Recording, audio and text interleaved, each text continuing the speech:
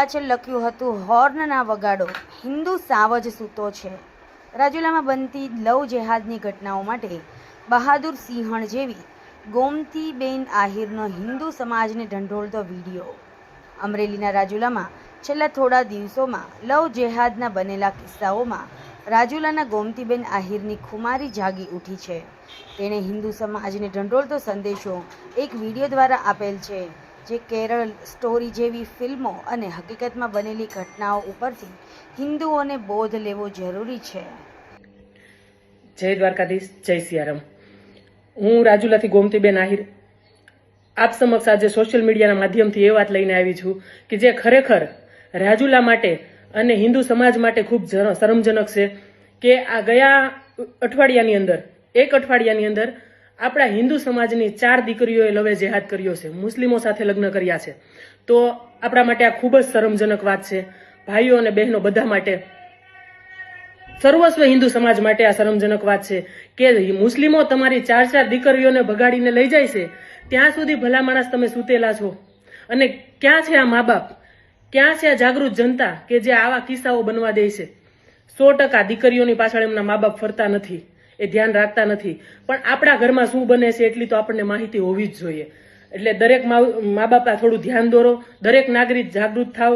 અને જ્યારે આ ચોથો કિસ્સો બન્યો છે ને જે દીકરીનો, રાજુલાના મિસ્ત્રી સમાજની દીકરીનો, ત્યારે એ દીકરીના માવતરને મેં 4 મહિના પહેલા એમના ઘરે જઈ અને ચેતવણી આપી હતી. મારી પાસે એમના ફોટાઓ આવ્યા, એમના વિડીયોઝ આવ્યા. ત્યારે મને ખબર પડી કે આ દીકરી મુસ્લિમ સાથે લગ્ન કરવાની છે. ત્યારે મેં એમના ઘરે જઈ આ દીકરીને 2 ઝાપટ મારેલી અને હું એમના મમ્મી પપ્પાને ચેતવણી દઈને આવી હતી કે તમે આ દીકરીનું ધ્યાન રાખજો, આજે નહીં તો કાલે આ દીકરી અવળું પગલું ભરવાની છે. ત્યારે એ લોકોએ એ વાતને ઇગ્નોર કરી અને છતાં દીકરીને પાછી બારે જવા દીધી. એ સુરત ગઈ અને એણે કાલે સોશિયલ મીડિયામાં જાહેરાત આપી કે હું મારી રીતના ખુશ છું, મેં લગ્ન કરી લીધા છે. આવી દીકરીઓ ખૂબ જ શરમ થવી જોઈએ તમને.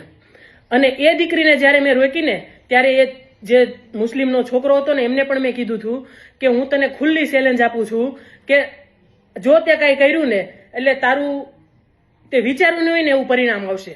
અને તારા દરેક મુસ્લિમને કહેજે હું આખા દિવસમાં રાજુલામાં 4 વખત આવું છું અને 4 વખત જાઉં છું. મજા આવે ને ત્યાં તારા મુસ્લિમને કહેજે ઉભા રહે. આવી ચેલેન્જો જ્યારે મેં કરી હોય, એ તો મારો સમાજ પણ નહોતો, પરંતુ હું હિન્દુની દીકરી છું. મને મારા હિન્દુત્વ પ્રત્યે એટલો પ્રેમ તો હોવો જ જોઈએ કે જે મને ખરેખર આવી ખબર પડે ને તો મારી અંદર આગ લાગી જવી જોઈએ. દીકરીઓને એટલું જ કહું છું કે શું તમારા હિન્દુ સમાજમાં કોઈ તમને સાચવે એવા વ્યક્તિઓ નથી? મરી ગયા છે બધા હિન્દુઓ કે તમારે આવા નિર્ણયો લેવા પડે? જો ભલા માણસ દીકરીઓ તમે એક તમારા કપડાની જોડી અને એક જોડી ચપ્પલ લેવા માટે તમે 4 દુકાનો રખડતા હોય છતાં પણ તમને પસંદ નથી આવતા, તો આ તો તમારી આખી જિંદગી વિતાવવાનો નિર્ણય છે. એ તમે તમારી જાતે લઈ લ્યો છો. તમે તમારા મા બાપને કાંઈ પૂછતા નથી, કાંઈ કહેતા નથી. તો તમને એવું લાગે છે કે વ્યક્તિ તમને ખુશ જીવાડશે? આવા રહીમો ઘેર ઘેર પડ્યા છે કે જે તમારી જેવી દીકરીઓ જ ગોતે છે સવારથી સાંજ સુધી. અને બીજી વાત પણ કહી દઉં દરેક મા બાપને કે માતાઓને ખાસ કરીને કહું છું કે તમને કોઈ કાલે હિન્ટ આપે ને કે કોઈ ચેતવણી આપે ને કે તમારી દીકરી આમ હતી, તો વ્યક્તિનું મોઢું તોડી લેવાના બદલે તમે ખાલી એટલું જ કે જાણવાની કોશિશ કરજો કે મારી દીકરી ખરેખર ક્યાંય ખોટી નથી ને. તમે સામેવાળી વ્યક્તિનું મોઢું બંધ નહીં કરી દેતા. આનાથી કાલે સવારે તમારા ઘરમાં ખરાબ પરિણામ આવી શકે. અને ઘણા લોકો આવા કિસ્સા બને ને પછી એવું કહેતા હોય છે સાહેબ કે આપણા ઘરે તો ક્યાં દીકરી છે. તો એ લોકોને પણ ખાસ કહેવાનું કે તમારા ઘરે દીકરી નથી, તમારા બેનના ઘરે દીકરી છે, તમારી ભાણી છે, તમારા ભાઈના ઘરે દીકરીઓ છે. કાલે આવા કિસ્સા તમારા સમાજમાં તમારા ઘરે પણ બની શકે છે. દીકરીઓને એટલી બધી પણ આઝાદી ન આપો કે જેથી લઈને કાલે માવતરને મરવા જેટલું થાય. તમે જો એક ચપ્પલ તમારી પસંદ કરવામાં બપોર કરી દો છો તો આ તમારી જિંદગીના નિર્ણયો છે, તમે જાતે ન લઈ શકો. દરેક દીકરીઓ પણ જાગૃત થાવો. આ અત્યારે સોશિયલ મીડિયા છે એ ખૂબ જ ખરાબ વસ્તુ છે, સારી પણ છે, પણ તમે એને ક્યાં એંગલથી લ્યો છો એ મહત્વનું છે. દરેક મા બાપને પણ કહું છું કે તમે તમારી દીકરીઓના ખબર વગર ક્યારેક મોબાઈલો આંચકી અને એટલું જોવો કે એની અંદર કેટલા રહીમો પડ્યા છે. રામ તો ઠીક છે, પણ રહીમ કેટલા છે એ પણ એકવાર તમે જોજો. તો કાલે તમારા ઘરે પણ આવો કોઈ ખરાબ દિવસ નહીં આવે.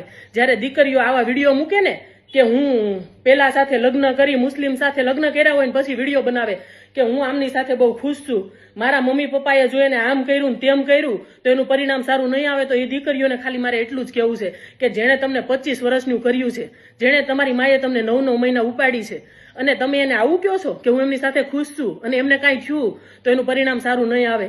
કાંઈક તો વિચાર કરો કે તમે એ દેશની સ્ત્રીઓ છો કે જ્યાં સતી વિરાંગનાઓ થઈ ગઈ છે અને તમે આવા નિર્ણયો તમારી જાતે લ્યો છો.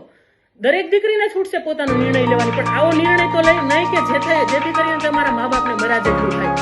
આજે એવા એવા કિસ્સાઓ બને છે કે મા બાપ ક્યાંય મોઢું દેખાડવાને લાયક નથી રહ્યા.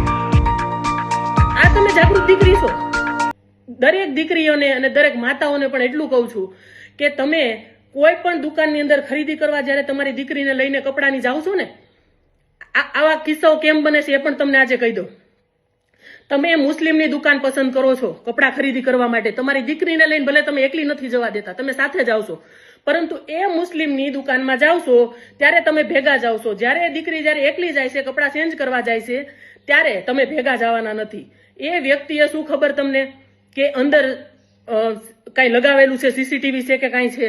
એ વ્યક્તિ જ્યારે એનું સ્ક્રીન રેકોર્ડિંગ લે છે અથવા તો એનો વિડીયો કોઈ આવે છે ત્યારે એ પછી તમારી દીકરીને બ્લેકમેલિંગ કરે છે. આ વાત તમને તમારી સુધી આજ સુધી પહોંચી નથી. આના લીધે જ એટલી દીકરીઓ હેરાન થાય છે, કારણ કે પેલો નરાધમ એવું કહે છે કે જો તે મારી સાથે સંબંધ ન રાખ્યો તો હું આ વિડીયો સોશિયલ મીડિયામાં કે આ ફોટા તારા વાયરલ કરી. ખાલી વાયરલની બીકથી દીકરી ગમે એવા નિર્ણયો લઈ લે છે. હું આ માધ્યમથી દરેક દીકરીને કહું છું કે જ્યારે પણ તમારી ઉપર આવી કોઈ પરિસ્થિતિ આવે ને ત્યારે તમે ખાલી ને ખાલી મને મારો કોન્ટેક્ટ કરજો.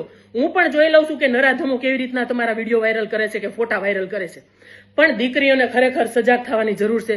તમે કેરેલા મૂવી તો જોજો ભલા માણસ, તમને ખબર પડશે કે તમારી ઉપર શું અત્યાચાર કરે છે લોકો તમારી સાથે લગ્ન કરીને. અને એકવાર દરેક દીકરી પોતાની કોઈ ફ્રેન્ડો હોય ને કે જેણે લગ્ન કર્યા હોય કે કોઈ ગ્રુપમાં હોય કે સંબંધીમાં હોય જેણે મુસ્લિમના ઘરમાં બેઠી હોય, એને એકવાર પૂછી લેજો કે તમે અંદરથી કેટલા ખુશ છો. ખાલી ને ખાલી એ લોકોને આથા બનાવવા માટે, સંતાનો પેદા કરવા સિવાય બીજો કોઈ એ લોકોનો ટાર્ગેટ નથી. આ માટે હિન્દુની દીકરીઓને લઈ જાય છે પોતાના વસ્તી વધારા માટે. તો આજે આપણે ખરેખર જાગૃત થવાની જરૂર છે, નહીં તો દરેક ઘરે આ કિસ્સો બનવાનો છે. ઘણા લોકો એવું કહેતા હોય કે અમારા ઘરે તો બને જ નહીં. તો ભલા માણસ એ ભૂલ તમારી હોય ને તો કાઢી નાખજો. આજે સારા સારા વ્યક્તિઓ જેની મૂછો એ લીંબુ લટકે છે ને એના ઘરે પણ આવા કિસ્સાઓ બન્યા છે. અને કાલે સમાજમાં આપણે ક્યાંય મોઢું દેખાડવાને લાયક નથી રહેતા. તો દરેક દીકરીઓને એટલી મારી રિક્વેસ્ટ છે કે તમે તમારી જિંદગીના નિર્ણયો જાતે ન લ્યો. તમારા મા બાપને એકવાર અચૂક જણાવો. તમે તમારા મા બાપને નથી જણાવી શકતા ને તો તમારા કોઈ એવા વ્યક્તિને જણાવો કે જે ખરેખર તમને સાચો નિર્ણય બતાવી શકે. તમારી મમ્મી જ્યારે ફ્રૂટ લઈને આવે ને બજારમાંથી ત્યારે ફ્રૂટ ક્યારેક ખરાબ નીકળે ને અને અંદર કંઈક હોય ને તો તમે એવું કહેશો કે મમ્મી હું આ ફ્રૂટ નહીં ખાવ, આ તો ખરાબ છે.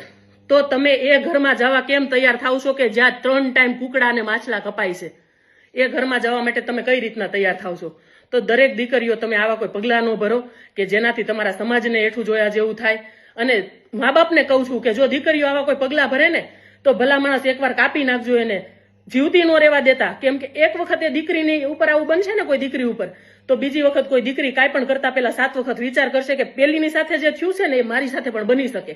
આ ડર, આ ખોફ નથી ને જે દીકરીઓમાં, એ જ આવા પગલાં ભરે છે. હિન્દુમાં ક્યાં તાણ છે? શું કમી છે હિન્દુના દીકરાઓમાં કે તમારે આવા પગલાઓ ભરવા પડે છે? એ તમને હથેળીમાં રાખે એવા છે નહીં. તમારે હથેળીમાં નથી રહેવું, તમારે બજારમાં વેચાવા જવું છે એટલે તમે આવા પગલાં ભરો છો ભલા માણસ. અને એવા કિસ્સાઓ બેસાડો કે જેનાથી દરેક દીકરી સજાગ થાય. હું એક બનાવ કહીશ તમને આપણા રાજુલાની બાજુના દીપડિયા ગામનો કે જ્યાં કાઠી સમાજે આવો કોઈના સમાજમાં બનાવ બન્યો હોય, દીકરીને મારી નાખી છે. એ પછીનો આજ મને એક દાખલો બતાવી દો તમે કે કાઠી સમાજની અંદર કોઈ દીકરીનો એવો દાખલો બન્યો હોય. એના માટે સુરવીર થવું પડે, માય કાંગલા ન થવાય. ત્યારે જ દીકરીઓ આવી રીતના ભૂલો કરતી બંધ થશે. બાકી દરેક ત્રીજે ઘરે હિન્દુની દીકરી મુસ્લિમના ઘરમાં બેઠી હશે. આ સમયને વાર નથી. એટલે બધા જાગૃત થાવ અને સમાજ માટે કંઈ કરો કે ન કરો, હિન્દુ માટે કરો. તો આવા દેશમાં આવા કિસ્સાઓ બનતા બંધ થશે. જય હિન્દ, જય ભારત. હેલો, મારું નામ નેહા મુઈઝ પિરાની છે. હું રાજુલાથી છું અને મુઈઝ બી રાજુલાનો છે. અને અમે લોકોએ 3 મહિના પહેલા હિન્દુ રીતિ રિવાજ પ્રમાણે લગ્ન કરી લીધા છે એન્ડ જમાતખાના મુજબ બી લગ્ન કરી લીધા છે. અને અમે લોકો 3 મહિનાથી સાથે રહીએ છીએ. અત્યારે અમારા ફેમિલીવાળાને ખબર પડી છે તો અત્યારે એ લોકો પોલીસ સ્ટેશનમાં આવેદનપત્ર આપે છે. હિન્દુ પરિષદવાળાને ખબર પડે છે એટલે એ લોકો રાજકીય મુદ્દો બનાવે છે. વધારે આગળ પ્રોસેસમાં જાય પહેલાં જ હું બધાને કહી દેવા માંગુ છું કે આ મારી પર્સનલ લાઈફ છે. હું આમાં ખુશ છું. કોઈને મારી પર્સનલ લાઈફમાં ઇન્ટરફેર કરવાની જરૂર નથી. એન્ડ અમે બંને લોકો ખુશ છીએ. સો પ્લીઝ બધાને વિનંતી છે કે અમને અમારી લાઈફ જીવવા દો.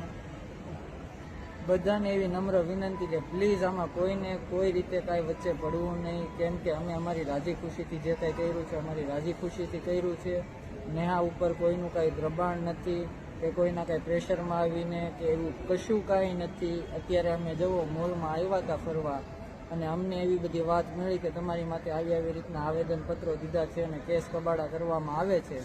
તે માટે અત્યારે અમારે ઇમરજન્સીમાં આ વિડીયો બનાવવો પડ્યો, સ્પેશિયલી બધાને દર્શાવવા કે આવું કશું કાંઈ છે નહીં, જેવું પબ્લિકલી ખબર છે બધાને. અમે ઓલરેડી 3 મહિનાથી લગ્ન કરી લીધા છે. એની ફેમિલીને બી ખબર હતી, ખબર નહીં કે આ 3 મહિના પછી શું થયું જેના લીધે એ લોકો વાંધો ઉપાડે છે. અને મારી વિનંતી છે કે હિન્દુ પરિષદના જે નેતા છે કે હિન્દુ પરિષદનું જે ગ્રુપ છે, બજરંગ દળનું ગ્રુપ છે કે કોઈ બી રાજકીય નેતા છે, તમે પ્લીઝ આમાં ખોટી રીતના અમને હેરાન કરવાની કે દબાવવાની કોશિશ ન કરો. આ અમારી નમ્ર વિનંતી છે. અમે જે કાંઈ કર્યું છે અમારી મરજીથી કર્યું છે, કોઈના દબાવમાં આવીને કે કાંઈ ઓલું કરીને નથી. વર્ષ દિવસથી મારી ફેમિલીને ખબર છે કે હું છેલ્લા 4-5 વર્ષથી મુઈઝ સાથે રિલેશનશીપમાં છું. એન્ડ નાવ હવે એ લોકો એવું એક્સક્યુઝ આપશે કે એ લોકો જાણતા નથી, એ લોકો કંઈ કરતા નહીં. બટ એ લોકોને વર્ષ દિવસથી ખબર છે કે હું મુઈઝ સાથે હતી. એન્ડ નાવ એ વર્ષ દિવસના ટાઈમમાં મને ઘરમાં 3 થી 4 મહિના સુધી પૂરીને રાખી હતી. મને બહાર જવા નહોતા દેતા, ઇવન મને ઘરમાં બહુ ટોર્ચર કરતા હતા. અને ઇન્ડિયન ફેમિલી પ્રમાણે થોડું જાજુ મારપીટ કરતા, બહાર જવા ન દેતા, કોઈની સાથે વાત કરવા ન દેતા, ઇવન મેન્ટલી ટોર્ચર બી એટલી કરેલી છે. ત્યારબાદ હું મારી જોબ સેટ કરી અને બહાર નીકળી હતી, જેના માટે મને એ માટે બી પ્રેશર કરવામાં આવ્યું હતું. મને કોઈ પણ જાતના છોકરા સાથે, કોઈ બી એજ વાળા છોકરા સાથે બી મેરેજ કરવા માટે પ્રેશર કરવામાં આવેલું હતું, જેમાં મેં બહુ મુશ્કેલથી બધાનું ના પાડી છે. બધા માટે મેં મુશ્કેલીથી મેં બધાને ના પાડી હતી લગ્ન કરવા માટે.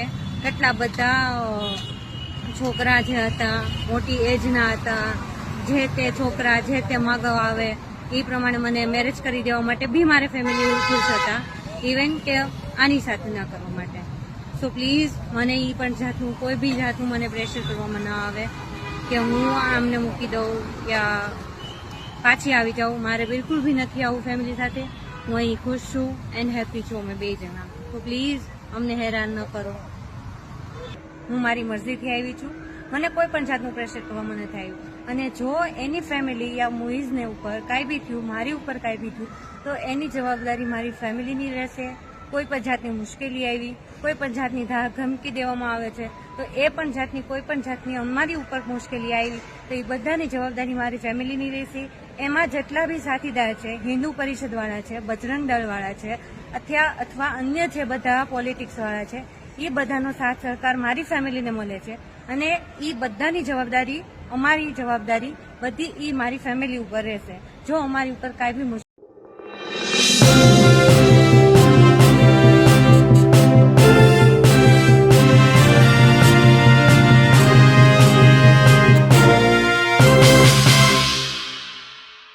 સમાજ માટે, સત્ય માટે, સત્યપૂર્ણ સમાચાર પ્રસારણ આપના મોબાઈલ પર તરત જ લાઈક કરો, શેર કરો અને સબસ્ક્રાઈબ પણ કરો. અને હા, ઘંટડી વગાડવાનું ન ભૂલશો. આભાર.